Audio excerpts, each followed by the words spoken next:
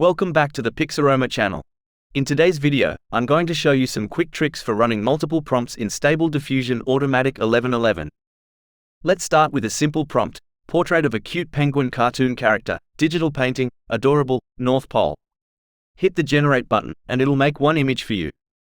But what if you want to keep making new images with the same prompt without hitting generate each time? Just right-click on the generate button and choose generate forever. It'll keep making new images until you tell it to stop. When you want to stop, right-click on generate again and choose cancel generate forever. Simple as that. Cool. Let's say you want to make images with different animals but you don't want to type a new prompt every time. Here's a neat trick using scripts. Scroll down to find a script called XYZ plot and click it.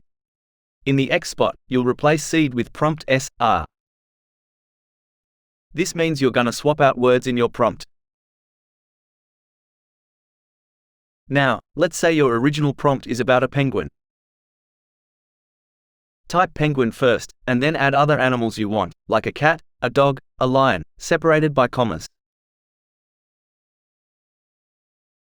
Hit the generate button, and boom! You'll get a grid of images where the penguin is replaced by a cat, a dog, and a lion. It's like a magic switcheroo, and you can find all these new pictures in your output folder.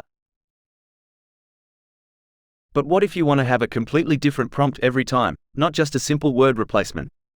There's a script for that. Go back to the script and select prompts for file or text box. You can enter your prompts here and press enter to receive a new prompt on each line. Let's test it with portrait of a woman and portrait of a cat. You can also upload a text file with all the prompts on separate lines. For example, I've created a prompts.txt file where I've listed different prompts like a polar bear, a penguin, and so on, each on a separate line. You can simply drag that file into the Stable Diffusion interface. Once you're ready, click Generate, and Stable Diffusion will run all those prompts for you. That's all for today. I hope you found this short tutorial helpful. If you did, please consider liking and subscribing for more videos. Let me know what else you'd like to see in future videos. You can leave a comment on YouTube or ask your questions in the Pixaroma Community Facebook group. Thanks for watching, and have a fantastic day.